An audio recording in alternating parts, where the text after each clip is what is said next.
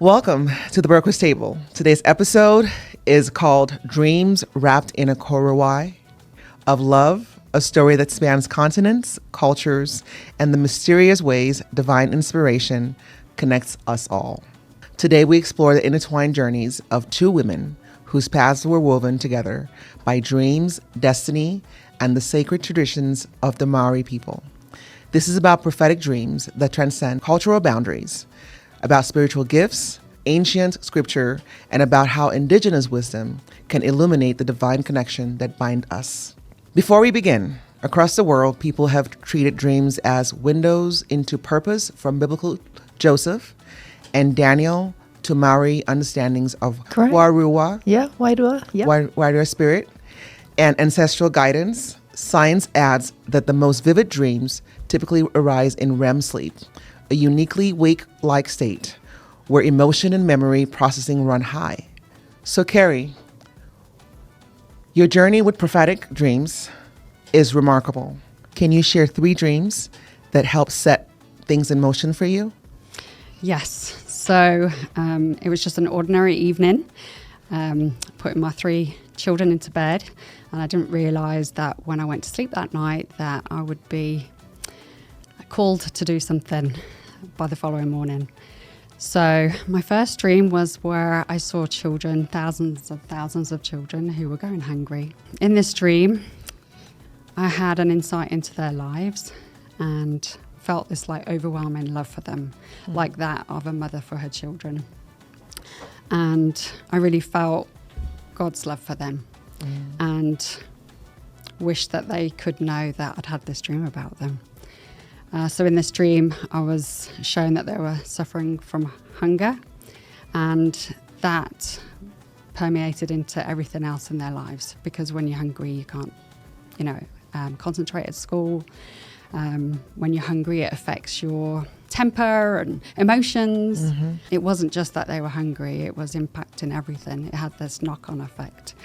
But the thing that was probably the hardest thing in that first dream was the hopelessness that they felt, and I could feel it. And that is something that I really struggled with, because they didn't know it, but they were loved children of God. And when I woke up in the morning, I was like, okay, I was given this calling. The words in my dream said, feed the children. And so I knew that that was a calling that was given to me. But then, as the days roll on by, being a mom, 3 kids, and just kind of getting on with things, I kind of felt like, well, who am I to even begin this? I'm not well connected. I'm not even from this country. And who am I to come in and say, right, this is what needs to happen? The doubt starts settling in. Yeah. So I didn't doubt the dream, but I doubted my ability and why I was given that dream. It didn't kind of make sense to me. And so I kind of just put it on the shelf. But then later I had another dream, and in this dream I saw the same children, the same faces, and they were still hungry. And I felt this overwhelming guilt that I hadn't done anything, I hadn't started.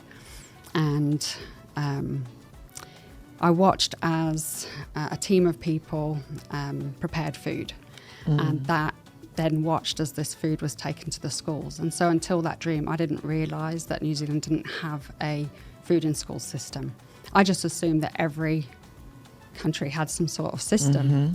I'd send my kids to school with a sandwich box, but I didn't ever think about those kids that would be going hungry, because I just had this assumption until this dream. And so in this dream, it was clear we need to take food into schools. And I made a promise to those children that I would find them, feed them, and serve them. And so that was the second dream. And that was the time where I kind of leaned over my husband, Matt, for about 2 hours, waiting for him to wake up. I kind of startled him. I'm there blubbering my eyes out over him. And that's when I said, okay, I need to do this, because this is my second dream. And I saw the same kids. So that's kind of when things began in motion. It wasn't like official charity work, but I began delivering foods to schools on the shore and the Hibiscus Coast, just to families that need it. So it might be like 1 or 2 families in that school that, for example, in one of the schools, there was a mum that was struggling with chemotherapy treatments. She had several children, and so would take food into her for free, like to the school for the children. And so just alleviating those needs. I knew that I wasn't actually feeding the children that I'd seen in my dream. But when I look back, those couple of years were good, like training ground, Right. because it was kind of like finding the right containers that don't leak, or finding the right boxes to keep things warm.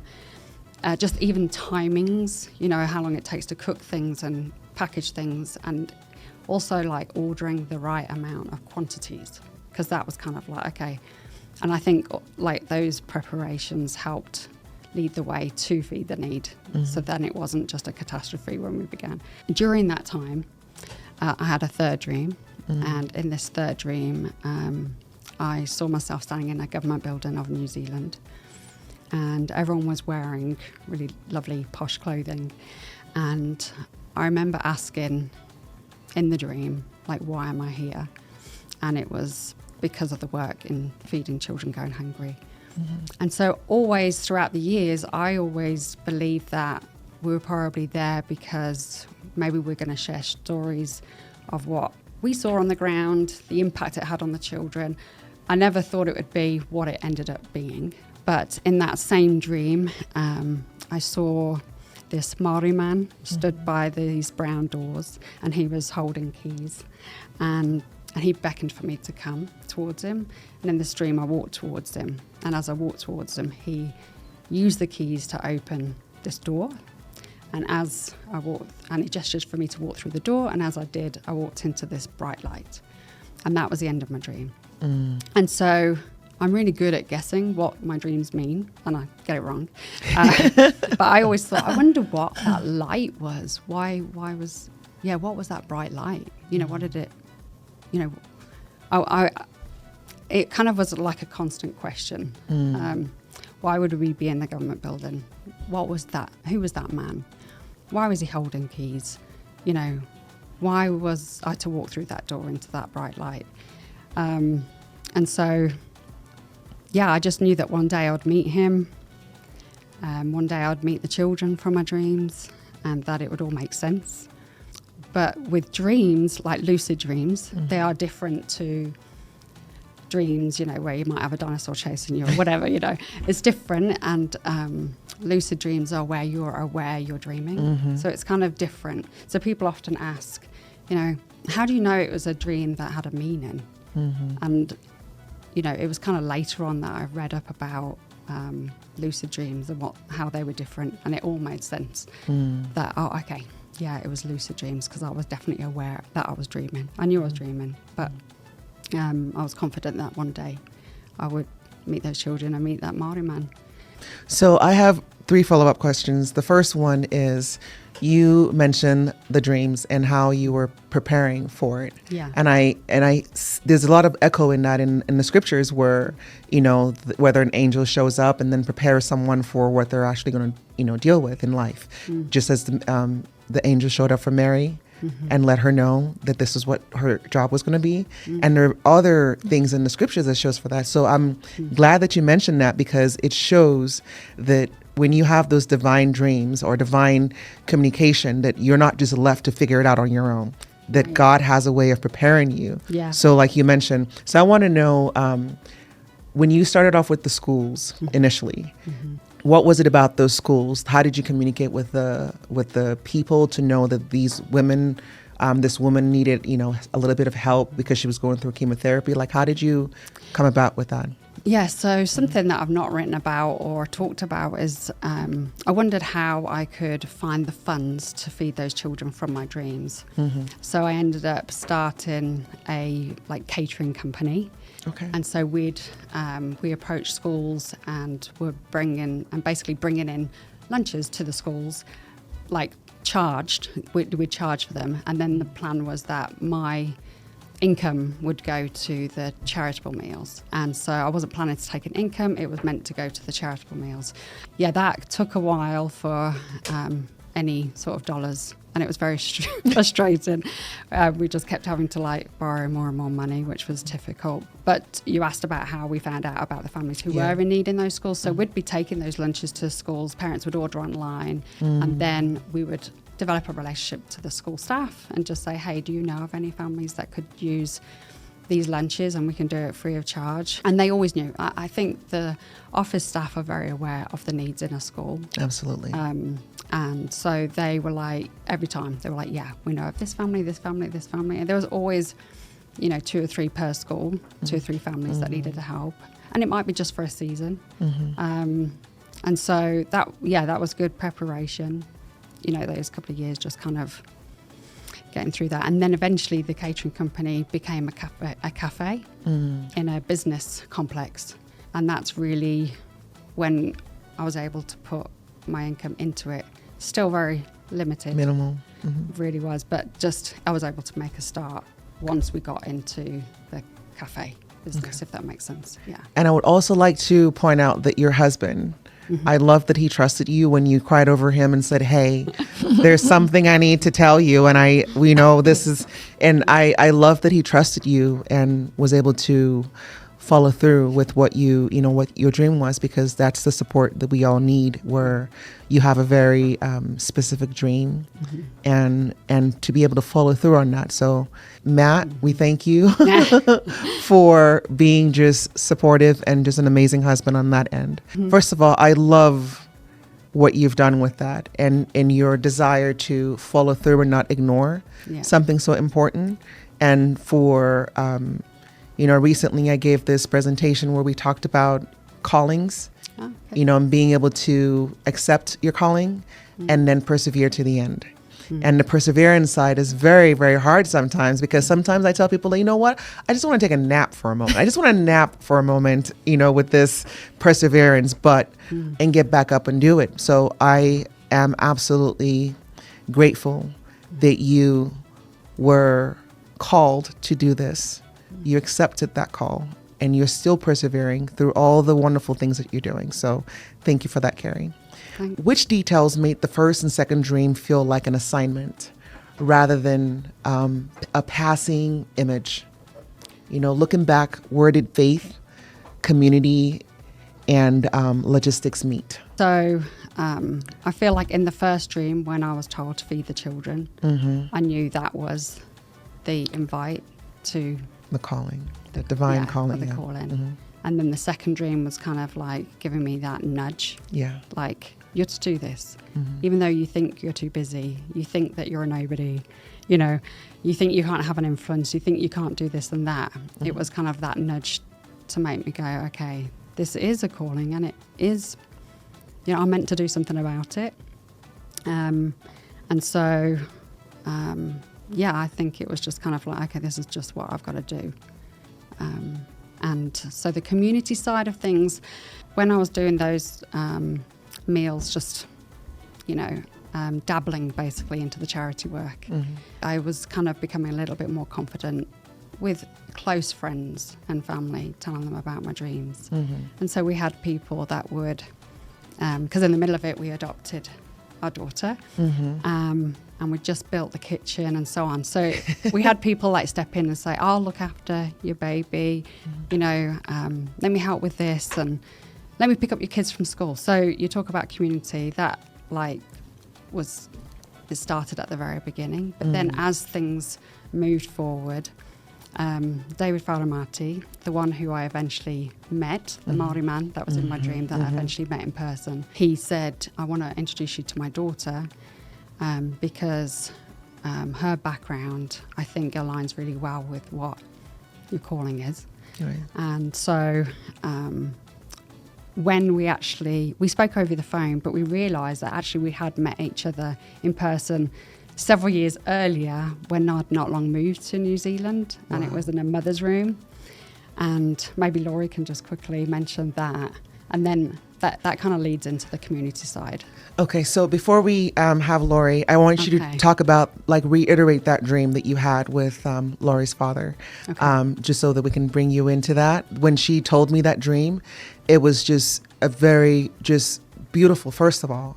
And I want the audience to be able to know, because I think there are people out there that do have these vivid dreams, Right. and maybe they don't share it with people, and maybe they don't talk about it because they're afraid that, people won't understand. But I want, Laurie, when you speak, to be able to share your culture, to let people know that this is very much a part of yours, as it is for my culture as well, but to let people understand that these things are not just today. It's not just happening today. It's been happening in biblical times, and we're just very privy to it at this modern times. And your dreams, especially, they remind me so much of like all the dreams, like we have Joseph, the dreamer in the scriptures, and his ability to interpret dreams.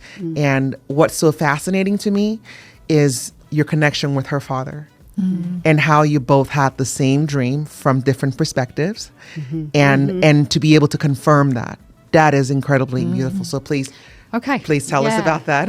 So after that dream, where I saw this Māori man, I didn't know who he was, didn't know when when the government building thing would ever happen.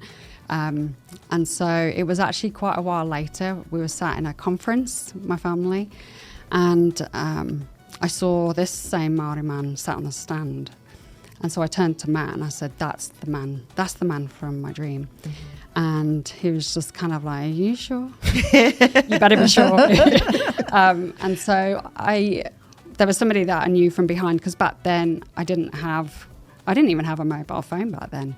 Literally. You didn't have a what? A mobile phone back then. And so I asked somebody. Here's her beautiful accent coming in. Oh, is it? A mobile phone. I love it. Cell phone? Yeah, it's okay. But, say your way. It just took me a minute for my brain to adjust, but I love it. Go ahead. So I asked somebody if they knew his name and knew his phone number, and they did. Yeah, I thought, okay, I'm going to reach out to him. But then I kind of got nervous, because I'm doubt. like, how do I, phone a man that I don't know and tell him that I've had a dream? That doesn't happen, and it could be a bit weird. So it took some time, but it was actually on our way. So in between that time, we adopted our daughter, and we were actually going to go and visit her biological family in Hamilton. And as we were driving down, we were actually listening to the Beach Boys, eating brownies. And I went past this area, and all of a sudden it was like, the children from your dreams are here. Wow. And I burst into tears. And my kids were wondering why I was crying. And Matt was wondering why I was crying, because we were just listening to the Beach Boys eating brownie, But I knew that and I said to my husband, where are we? And he said, South Auckland. I was like, okay. And it was like, okay, now I know where those children are from my dreams. And that was kind of like the push I needed, I think, to then have the courage to ring him, because up until then I wasn't sure I didn't know where the children were from my dream. It was almost like I was kind of doing my thing, walking in the dark, and just waiting for that next bit of information, I guess. So it was kind of like, okay, this is it. This is time. I need to ring him. So after that weekend, we drove home on the Sunday, and I said to my husband, I'm going to go upstairs and ring this man. And he was nervous for me. He was just like, are you sure? And I'm like, yeah. This is Matt. Matt was nervous for you? Yeah. Her husband was nervous for her? And so, went upstairs and dialed his number. My heart was pounding. And I said, oh, hi. You don't know me? And he said, are you Pākehā? And I was like, yeah. And he was just like, okay. He said, are you blonde? And I said, oh, well, I have highlights, but yeah. So for the sake of understanding, can you explain what Pākehā means? Yes, so white. Yeah. In Caucasian. Okay. And so he said, I've been waiting for your call. Wow. And so I hadn't at this point told him anything. Or anyone outside of your family. Yeah, just like a couple of close friends. Immediately I'm like, well, did he have a dream about me? Which again is like not a normal thing, but that was the question. A normal conversation. Yeah. Like, hey, how's it going? Did you have a dream about me? Yeah. Yeah. And so almost like I was testing him. And so he talked about his dream. So you asked him? I did. I did. So I hadn't told him my dream. I kind of thought, okay, well, what did he dream? And he dreamt that he saw this Pākehā woman, and he added that she was holding a baby, and we had just adopted. So that was kind of cool. And then he said that he was told in his dream, she's going to help our tamariki. And I said, what does that mean? And he said, children. I was like, whoa, okay. And then he said, and it's going to help their haiora. And I said, what does that mean? He said, well-being. I was like, well, yeah. And he asked the question, how is a Pākehā going to help our tamariki, our children? And he was told, because she has a good heart. Whew, when he said that, I was just like, oh my goodness, that's beautiful. Yeah. And I thought, okay, maybe that's all that's needed. I don't need to be a professional. I don't need to be, I think as people, we put a lot of pressure on ourselves to be a certain way. But, all that was needed was just the heart. Yeah. That's actually all that was needed. And I think that's something that stood out in that conversation. And then he said that he'd seen himself standing in the government building, and that's when my brain just exploded. I was on a phone that was attached to the wall, and I literally was like walking around with this phone, and worried that I might pull it out the wall, but I was just like, oh my goodness. And then he said that he was holding some keys, that he opened a door for me, and that I walked into this bright light. And that's when I knew, okay, this is big. These dreams that I've had, this dream that he's had, like, there's something bigger going on. This isn't my imagination. I'm not crazy. Like, how do two people have the same dream? The same dream. So obviously, the divine was playing a part in that. Absolutely. Yeah. So he actually he said, I think we need to meet. And so I said, yeah.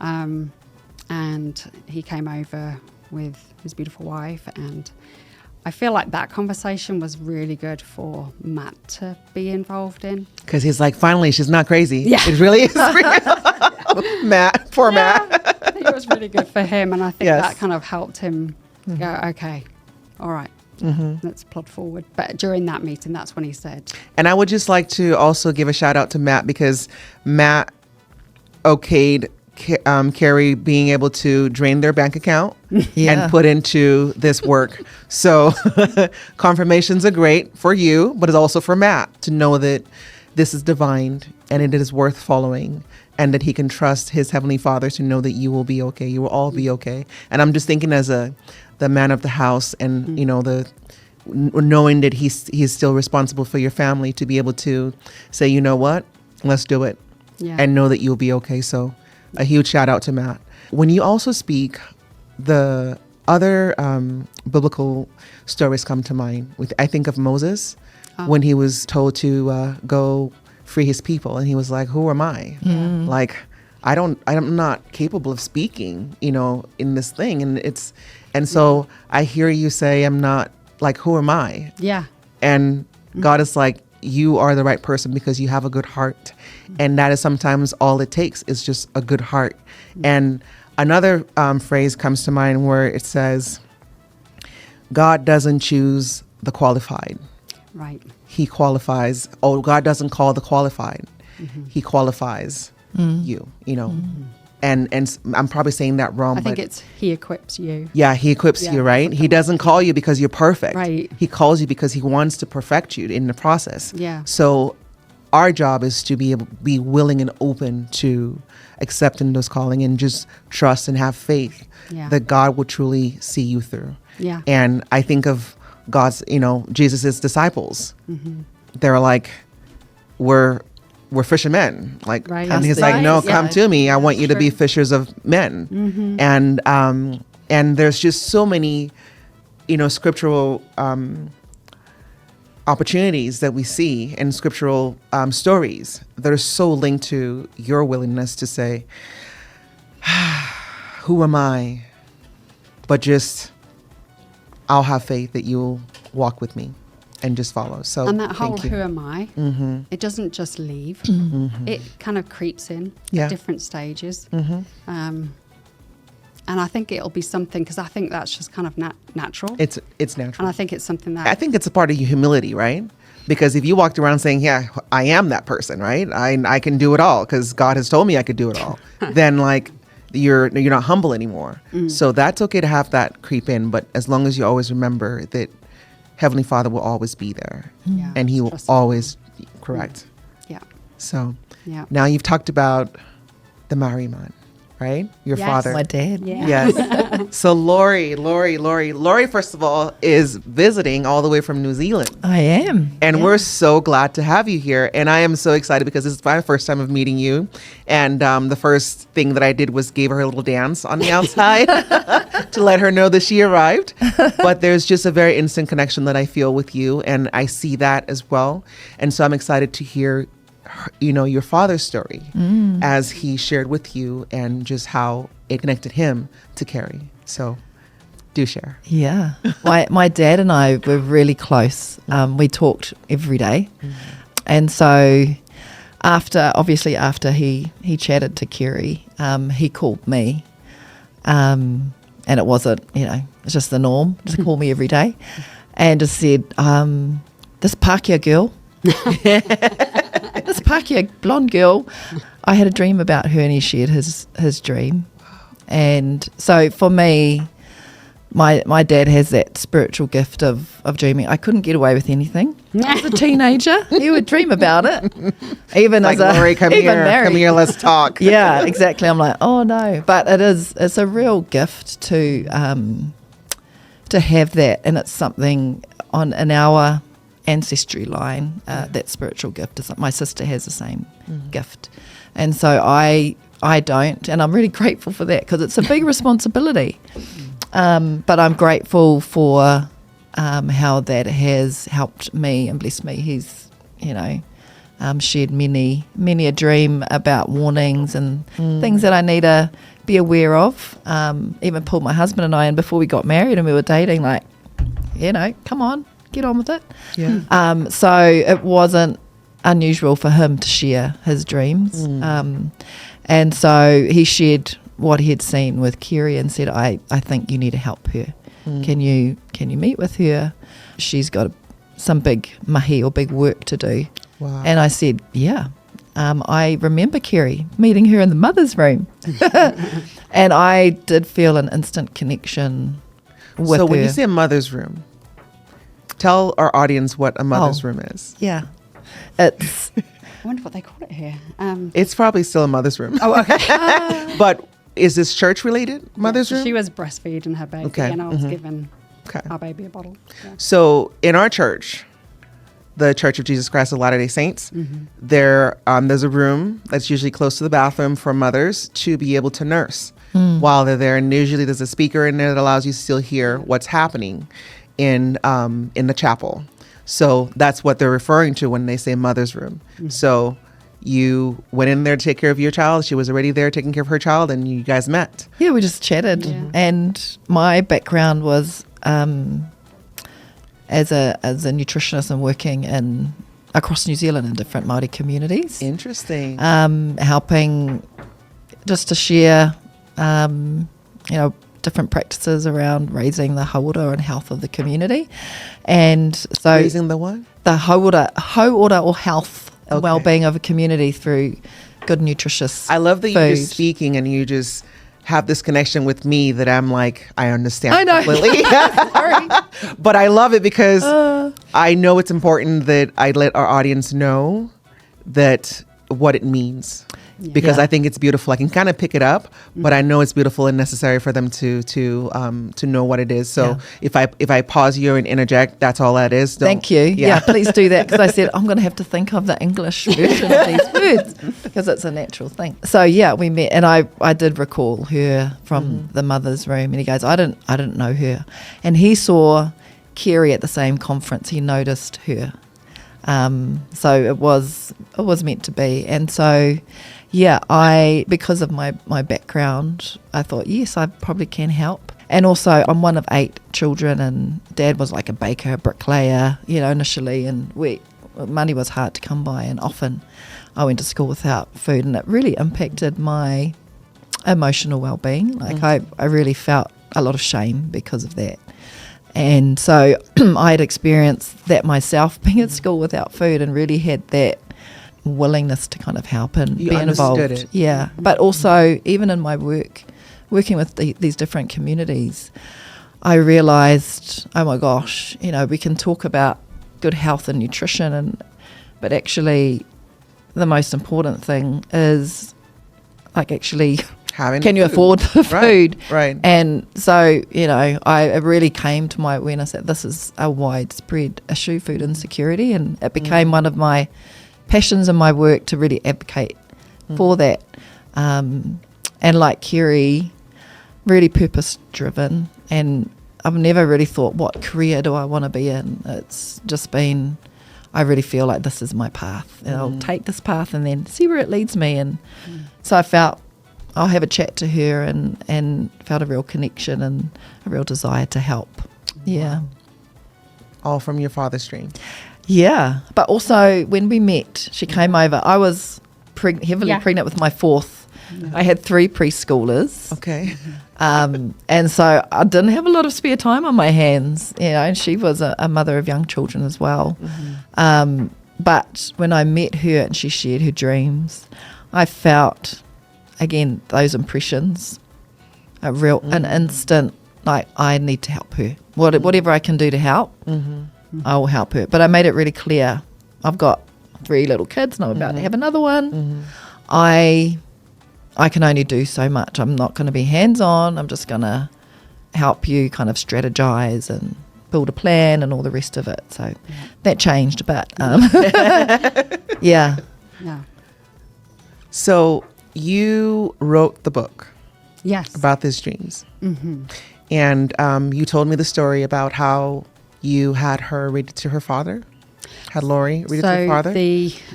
I wanted just to make sure that my version of the dreams and what I saw and what he saw and what we said, that I had it right. Yes. Because I think sometimes we can kind of, over time, forget things or whatnot. Right. And so I wanted to make sure that it was right. Accurate. And so I asked Laurie if she would read it to her dad. Was it when he was in the hospital? I can't remember. I actually can't remember doing that.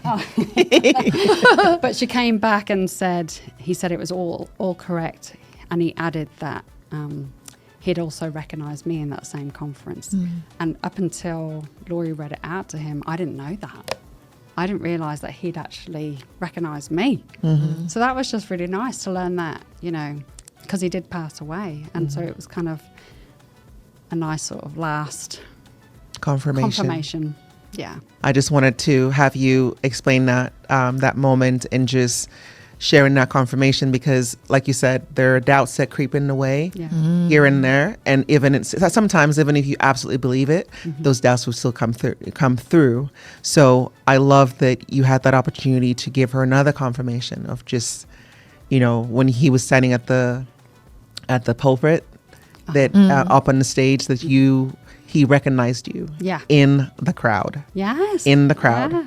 And it just says you recognized him. Yeah. And I think that's just very powerful and just shows the divine in all of that. Yeah. And the work that you ended up doing. So this partnership ended up being this incredible thing that the New Zealand government ended up implementing a whole food process, right, for the schools, in the school systems. So tell me a little bit about that. Well, kind of. It's kind of like that. So basically we ended up doing a pilot, and we did it in a kora.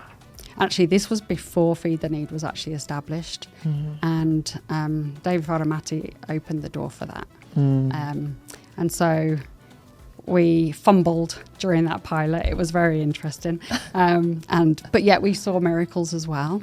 And there was, you talked about earlier community, there was like a whole team of volunteers. And so that particular kora and that pilot, the thing that I remember the most was a miracle to do with baked potatoes, but also the principal of the school asked for us to attend the school assembly, and asked the children to come up and give us a hongi. And so we were in a line with some of the volunteers as well. I'm going to pause right there. Yeah. Please explain to our audience what a honge is. Yeah. And kura is school. Kura is school. It's a school. Well, it means school, but when you're saying kura, it's a total immersion in the Māori language. So it's, once you walk through the gates, it's all in the Māori language, te reo Māori. Okay. Yeah, so that's where we went first and piloted because of our connections, or my father's connection. And then the hongi is, shall we just Well, the camera let's demonstrate it. Yes, please. Okay. So you just touch noses and forehead and just lean into each other and share breath. And it's a way of connecting with the other person. So it's very much like when, Very connected, yeah. Yeah, and it happens just in normal greetings, especially with males when they connect. Yeah. Yeah, I think that was, I'd never done it. And so you lined up, and the kids lined up, and they Yeah. all gave you And it keep the and, hongi. and they'd go to the people along the line, and but it was such a special feeling and a special privilege I felt that day. It was my first time experiencing it. For you, obviously, you'd had many of those, but did you think it was special having that with the children? For me, I was crying during when the children were performing. I felt the connection. They were performing traditional, waiata or songs. Yeah. And I felt this real love and connection with them. Spirit. Yeah. So before we'd even served any food to them, we were all an emotional mess. I think it also that feeling, also confirmed the importance of this work. Yeah. Every single one of those children were known to God and precious, and we were having the privilege. They trusted us to provide. And the school, they were all so supportive. And it was a great experience. We did fumble. There was mistakes made. Of course. But I feel That's what the pilot is for. Yeah. But we're never doing baked potatoes again. Yeah. But you know what? And it's the same way with the scriptures. It took Moses some trials, right? True. Before he actually accomplished what he was set aside to do. So Yeah. it isn't perfection, but it's perseverance. Yeah. Your willingness to persevere and fumble Yeah. and finally get that done, where the schools are now feeding those children and their well-being is truly being taken care of. Like you mentioned how, when you didn't have food when you were a child and how it affected you. Like that those kids are not going to go to school and feel shame that they haven't eaten, or feel this need to act out because they're hungry and they are, tired and frustrated and don't know how else to behave. So your work has alleviated those things that you felt and that you went through as well, so that they don't have to do that. So now they can focus on school and what's important. A lot of the focus is often physical because you're filling their stomachs, they're hungry. But actually, You're trying to listen to someone when your stomach is growling. Yeah, and it's important. It's in pain. It's important to have that physical nourishment. But even more important, and this is from my own experience, is feeding that soul, Yes. nourishing the soul, because I wish that I had that when I was growing up. Yeah. So I didn't have to experience that shame, I shouldn't have experienced it because it wasn't my fault or even my parents' fault, but it's just a natural part of being human and being different to everyone else at school who had lunches. Yeah. But that was confirmed by a number of our young people that worked in the kitchen as we interviewed them. I think every interview, most of them cried, and I cried as well. Not untypical for me, but because they all experienced the same thing, shame, feeling like their parents didn't love them enough to feed them, when really it was just circumstances. They understood that as they were older, but still those feelings were so raw for them. And also like some of those kids would take on that sort of so I remember just a letter saying that when my mum opens the fridge and cries, I know that we're going to go hungry that day. And some of the kids would actually save some of their food and say, I'm going to take it home for my little sister. Yeah. And even like, I'm going to give some to my mom.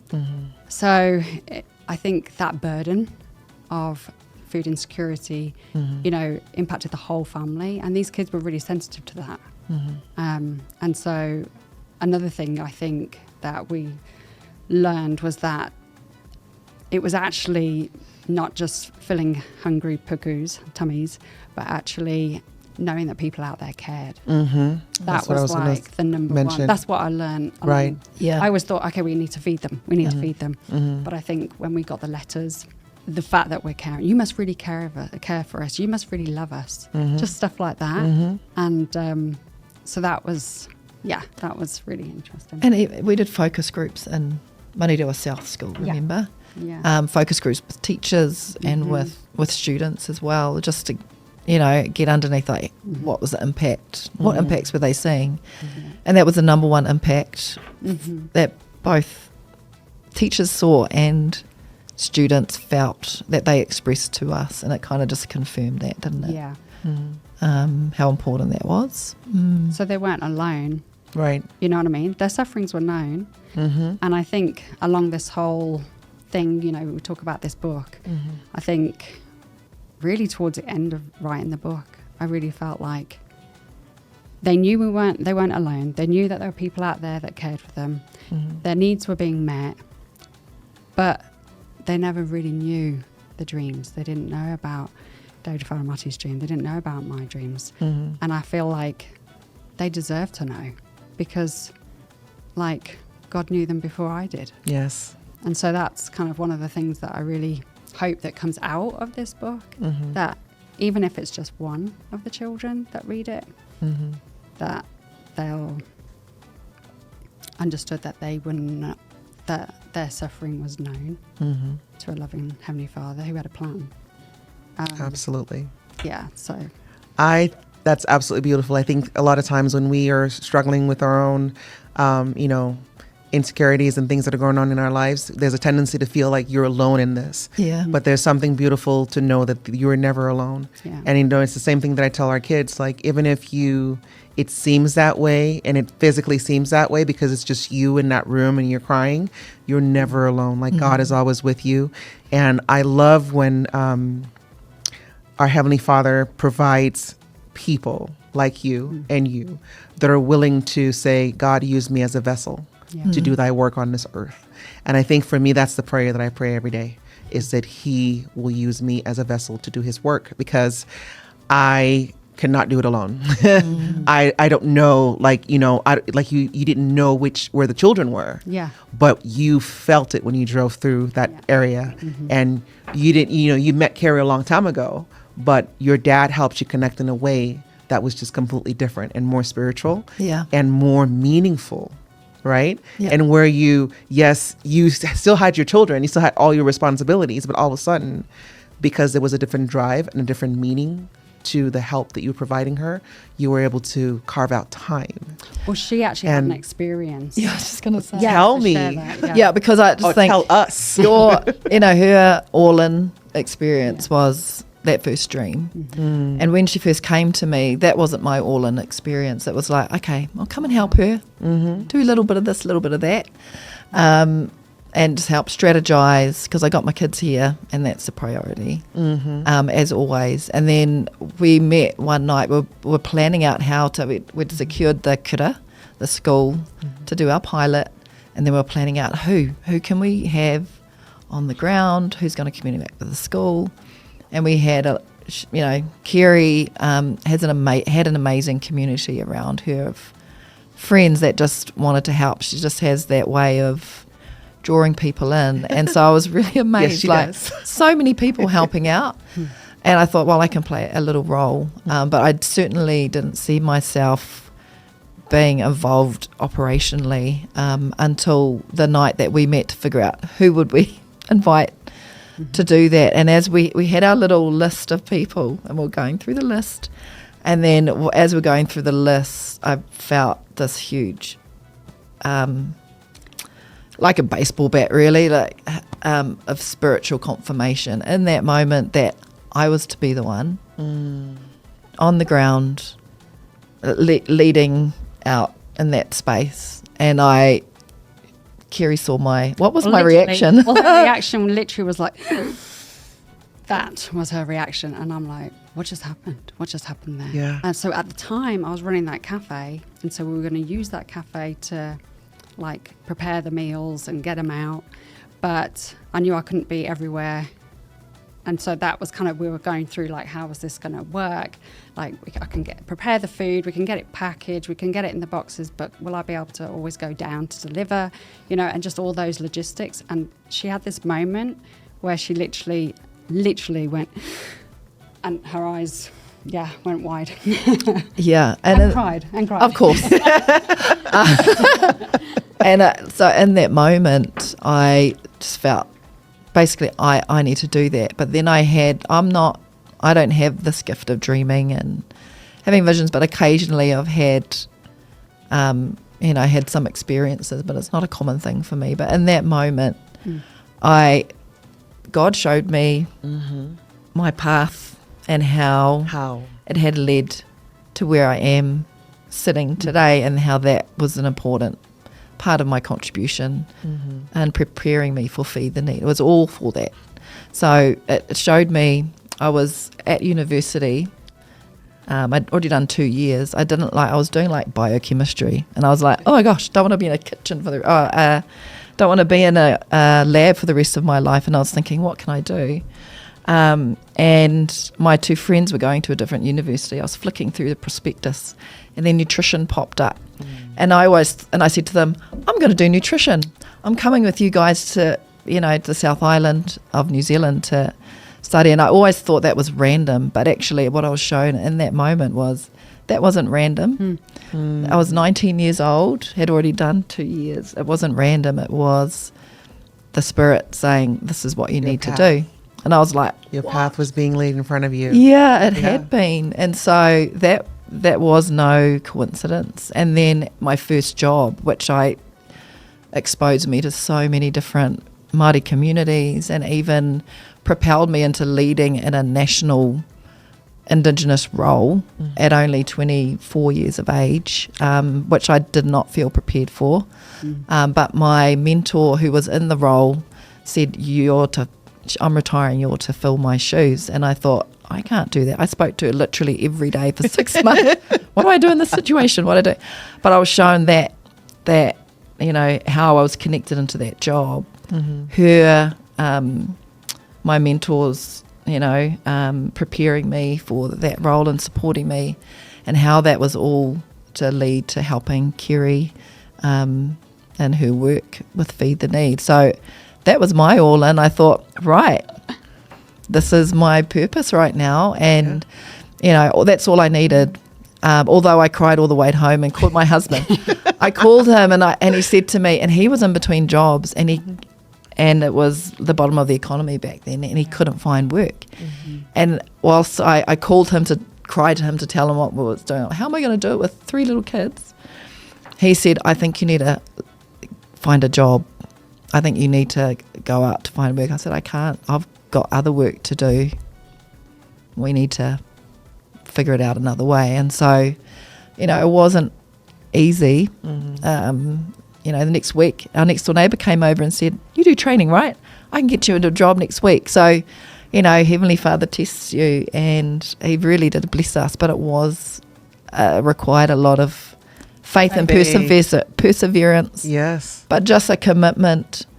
Like when I know, my kids always test me like, Mum, if Heavenly Father told you to, divorce Dad, would you do it?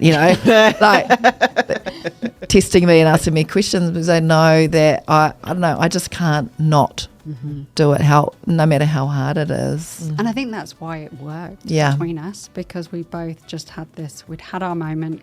We've had the conviction that this is what we're meant to be doing, and it's not going to be easy. We're going to make mistakes. We're going to have to persevere, but we're both in, for the long haul. Yeah, whatever it takes, however long it takes, and it did take a long time. Yes, that's perseverance. That's what I tell you guys. Sometimes I just want to take a nap. Yeah, I want to take a nap in the middle of perseverance. I just want to, and just and then get up and keep going. Yeah. I want to take the easy part.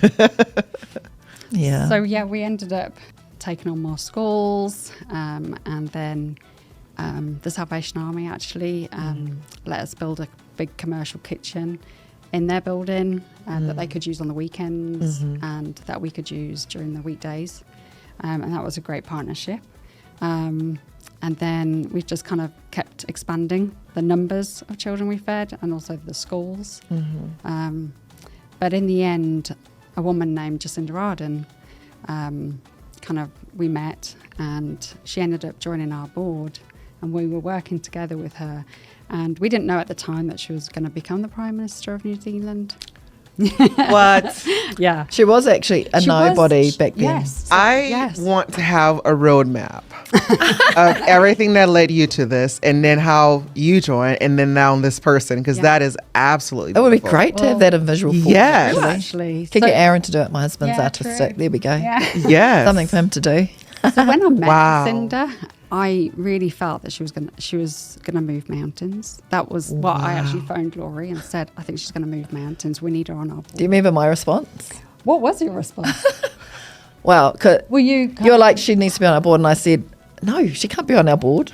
because of the political stuff? Yeah, politically, right? She's aligned to a political party, and then it could, we could be seen to be aligned to a political party. Like it's too, I don't like the idea. She goes, I know. Yeah.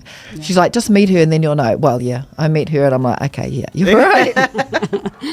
Yeah. And I think she was also meant to be on that journey. She already had like a history of Philanthropy. Yeah. Okay. And she'd worked in a soup kitchen in New York. Yeah, just kind of like she'd done all these I didn't know different that. things. Yeah. And so she was passionate about, alleviating food insecurity. And, I think with anybody, with everybody, we're not always going to agree on everything, Right. But that was one thing that we definitely agreed on, that the food insecurity needed to be addressed. And she was definitely very passionate about it. And yeah, I just felt like she was going to move mountains. When Laurie met her, she felt the same thing. So it was a little bit of a tricky thing getting her onto a board, because some people left because of the political party. Most of she them belonged. left. Yeah. Yeah. And that was literally Laurie and I at this particular board meeting kind of went around the corner, and Laurie's like, I don't know if you remember this, but you were just like, okay, well, it's up to you to make the final decision. And I was just like, oh, we're going to lose some good people. But then it was like, okay, I've got to stick to that feeling that it was important to bring her on. Yes. And so we did that, and we got more people. It wasn't, it ended up being actually a really positive changeover. And so then she kind of became quite well known after that. And, by the time she actually ended up she came out to a couple of the schools, worked in the kitchens, and by then she was like deputy leader of the opposition party. Yeah. By that time, and then several months later, she became the Prime Minister of New Zealand. And one of the first things she did was the in school program. And Imagine if we'd gone. I have goosebumps right now. Just imagine if we had caved to and kept those our people. board members who wanted to, who didn't think it was a good idea. Yeah. So But you were sweating. I was. You were really under pressure. But what I like in that story is that sometimes you are not going to be in agreement when you're trying to do the right thing. Yeah, that's true. With a lot of people. And it's okay. Yeah. As long as you know deep down in your heart that you're doing the right thing. I've been through that situation before with my family, where I knew that the path that I was taking in getting married was the right path when people didn't agree. Yeah. And I stuck with it. I stuck with it, not because I wanted to be in disagreement with my family, because nobody wants, you don't want to be in disagreement with your family, but I knew what God wanted me to do. Yeah. And I am grateful till today that I took that path, because I have seen my life blessed over and over for sticking to that. So I'm glad that you stuck to that. I just seen your father like opening that door, putting you in place to help lead her into that light, and that light being that bigger picture of not just this 1 or 2 schools, but all the schools now, being able to have that, the food insecurity taken care of. And now you're going to have future leaders of New Zealand who will grow up because they can focus on the important things and be able to lead their country and be able to lead, families and do much bigger things. Like I'm so curious sometimes to like see the domino effect. Yes, the domino effect of like that one child that whose lives got changed, who got to go invent something that now is curing some sickness in the whole world, and it's now people are being saved. Like, it's just incredible. So thank you for just accepting the calling, persevering, and then just making it such a beautiful thing to just look beyond yourselves, look beyond your insecurities, look beyond, who am I question, and just do, and just trust that God will truly lead you and guide you.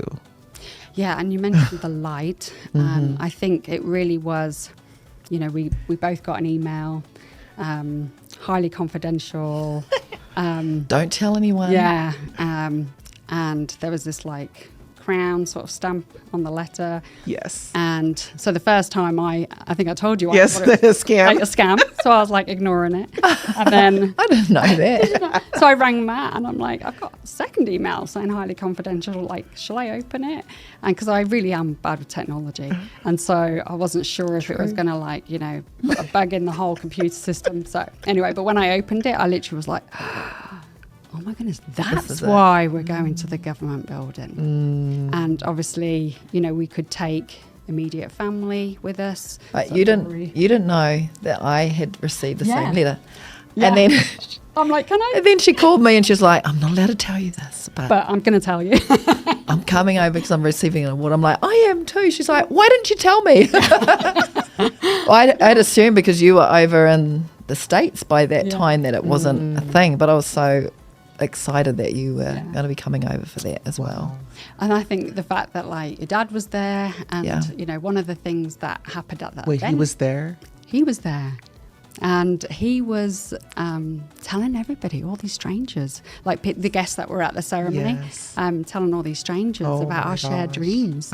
And you're like, I literally remember them coming up to us and they were like, tell us about, so he had to do, and I'm like, ooh, like, I'm not comfortable with this, And so I kind of shied away from sharing my dreams. And, I look back and I have felt like, I really shouldn't have done that. Like, I should have been courageous. And we were talking last night just how, like, bold and faithful and courageous he was. But then Laurie was like, he wasn't always that way. Like, it kind of came later. And so I was like, oh, okay. All right. He was mocked for it when he was younger because he would share how he would see someone's dead grandparent or something and thinking it was just normal and natural because it's what they would do, and then he would get teased about it. So he just locked up. And it took him a long, long time to be able to share those things. Probably in his 40s, that's when he started to do that, like share it wider. So he was human. Yeah. Oh, definitely human. So I think that was kind of like something that's kind of propelled me to kind of share my dreams. And he's obviously, when he passed away, I kind of made a promise to him that I would. I've tried to keep that promise. But you talked about the light, and I always wondered, I'd always like kind of think, oh, maybe this, maybe that, maybe this. But when I actually went through those brown doors, there wasn't the bright light that I'd seen in my dream. There were guests, there was this red carpet, there was chandeliers, and I literally was like, but why was there that light in the dream? And that's when I had my moment, like, of sort of like final understanding that the light was about God's love, God's work, and an invitation to serve and come closer to Christ. And yeah, by the time I reached the end of the red carpet, I was a blubbering mess. And so I think I just kind of had that final understanding, which was really beautiful because we were both wearing Korowais. Can you explain Yeah, for our listeners? Yeah, a korowai is a cloak of, like, a traditional cloak of usually of feathers and flax that has been processed. It takes a really long time and put together and sewn on carefully. It takes a long, long time to do that, and it is something that is used on really special occasions to honour the person that is wearing it. And yeah, we were both able to wear. It's the first time I had worn a korowai at the age of And I didn't know 40 that something. until we were driving here Yeah. to this Wow. podcast. I didn't realise that was the first time. So it was just a real Special. special experience. I was telling Kerry that I thought it would be just like a stuffy kind of like no feeling Yeah. kind of experience. That's what I thought, but it was so different. I came in thinking, oh, it's going to be hand out your certificate, a bit cold and, Yeah. you know, official, but it was the exact opposite. And I was really blown away by the feeling of reverence that was there and of honour for everyone that was receiving an award. And so I certainly enjoyed the experience and came away like I was on a cloud. Yeah. Yeah, for sure. So our daughter's biological family were the ones that asked if I would want to wear their family korowai. And initially I thought, oh, that's probably being insensitive to the Māori culture. You know, should I be wearing it? Here's that doubt again. Yeah. Yeah. Like, you know, I kind of had this little debate in my mind. And so I prayed about it. And when I prayed about it, I was actually driving at the time. And I remember it was just like, this is an extension. They're extending their love and support. Appreciation. Yeah. And like, this is a good It's thing. an honor. Yeah. It's And an honor, so, an absolute yeah. honor. I emailed back and said I would be honoured to wear it. But we were talking in the car earlier that I asked what the korowai symbolised, and their particular korowai symbolised the arms of love from past generations, present and future, which is so cool, so beautiful. But I didn't realise until Marion, Abby's grandmother, placed it on me. I actually literally felt this like overwhelming love come over me that literally took my breath away. And I thought, is Marion feeling the same thing? Does she know what I'm feeling? And she looked up at me as she was tying the string, and her eyes were filled with tears, and I'm like, okay, she's feeling it too. And so I love that I had that opportunity, because it made it all, like Laurie was saying, it was actually a lovely ceremony with lots of feeling, and it was just a beautiful ceremony. But wearing the korowais also, and seeing Laurie in her korowai, she looked amazing. Like, it was just kind of like all that more like incredible, and almost kind of like you've done the work. Yes. And you know, you're allowed to enjoy this moment. And guess what? You're going to have Abby's ancestors with you. And so that was special, wasn't it? Yeah. Yeah. And what an incredible connection to your daughter as well. Yeah. Just seeing that you've gone over and beyond for her people and for her, you know, just ancestors in the future. Like future you've generations, you know, made a path for the future, and that's huge. So thank you so much.